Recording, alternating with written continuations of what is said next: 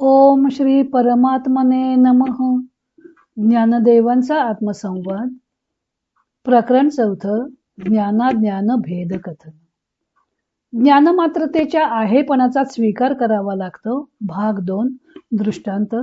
ओव्या आहेत 36 आणि 37. ज्ञानमात्र हे ज्ञानपणे वीण असते. ते असून नसल्यागत व नसून असल्यासारखं आहे.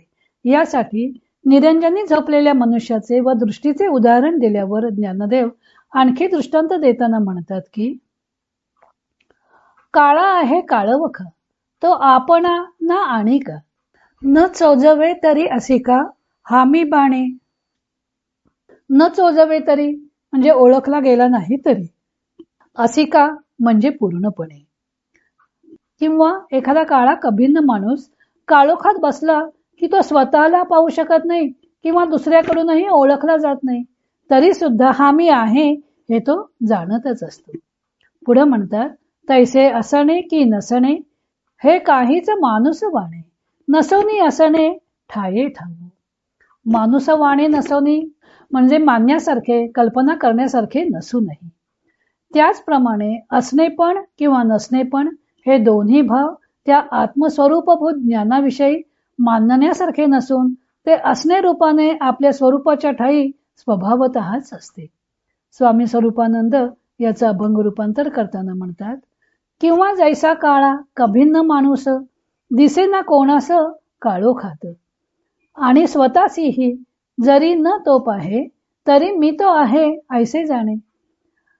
तैसी वस्तू भावा भावा विरहित, भावा भावातीत स्वयंसिद्ध, आहे नाही ऐसे बोलही न साय, नसो नीती आहे स्वरूपेची. ज्ञान मात्र केवळ स्वरूपात कसं असतं ते सांगण्यासाठी ज्ञानदेव दृष्टांतांची मालिकाच सादर करत आहेत. निरंजनी झोपलेला व अंतर्मुख दृष्टी केलेला मनुष्य असे 2 दृष्टांत दिल्यावर ज्ञानदेव पुढचा दृष्टांत काळ्या कभिन्न माणसाचा देतात. एखादा काळाकुट्ट मनुष्य अमावास्येच्या अंधारी रात्री उभा असला तर त्याला इतर लोक पाहू शकत नाहीत व तो स्वतःही स्वतःला पाहू शकत नाही, तरीही त्याची स्वतःच्या आहेपणाबद्दलची जाणीव काही नष्ट होत नाही. तसेच ज्ञान मात्र केवळ आहेपणानं असतं. या 3 दृष्टांतांमधून ज्ञानदेवाने ज्ञानपणाचे असून नसणे व नसून असणे ही गोष्ट स्पष्ट केली आहे. या 3ही दृष्टांतात निरंजनी निदेलेल्या मनुष्याची प्रतिमा जास्त प्रभावी आहे. निर्जन वनात झोपलेला असल्यामुळं त्याला इतर कोणी पाहत नाही व झोपेत त्याचे स्वतःचे भान हरपलेले असते. तो काही मृत झालेला नसतो. त्यावेळी त्याचे जिवंतपण हे नुसते स्फुरण रूपाने असते. हे जसे निखळ असणे आहे तसेच ज्ञान मात्र हे ज्ञानाचा विषय होत नसले तरी निखळपणे असते.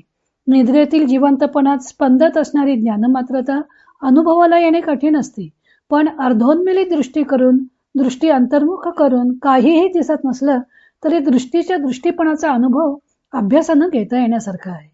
काळोखातील काळा कभिन्न मनुष्य स्वतःलाही पाहू शकत नसल्यामुळं त्याला सर्वत्र काही नाहीपणाचा अनुभव येईल. या सर्व दृष्टांतांचा निष्कर्ष ज्ञानदेव सांगतात की, तैसे असणे का नसणे हे काहीच माणूस वाणे, नसोनी असणे ठाये ठाऊ. या ओवीत हे काहीचे माणूसपणे, मानसेपणे, मानुसपणे, हे काहीच मा सवाणे असे अनेक पाठभेद आहेत. ज्याप्रमाणे दृष्टीच्या किंवा काळ्या मनुष्याच्या लौकिक किंवा नैमित्तिक आहे नाहीपणाचा स्वाभाविक आहेपणाशी काही संबंध नसतो, तसेच स्वरूपभूत ज्ञानाच्या आहे नाहीपणाचा स्वाभाविक आहेपणाशी काही संबंध नसतो. ते सर्व अवस्थांमध्ये शुद्ध निखालस असणेपणाने आपल्या ठाई जसेच्या तसे असते. अशा प्रकारे ज्ञान मात्र असून नसल्यासारखे व नसून असल्यासारखे असते. ते कोणाच्या जाणण्याचा विषय होत नाही, म्हणून त्याचा नाहीपणाने स्वीकार करता येणार नाही. म्हणून स्वामीजी म्हणतात की, तशी वस्तू ही भाव अभाव विरहित, भाव अभाव अतीत अशी स्वयंसिद्ध आहे.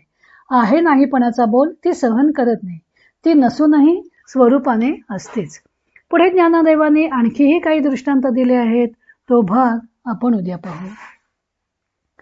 इतर अनेक ग्रंथांचा आधार घेऊन ज्ञानदेवांच्या अमृतानुभव या ग्रंथाचं लेखन व वाचन सौ मनीषा अभ्यंकर मिरज यांनी केलं आहे. हरि ओम तत्सत.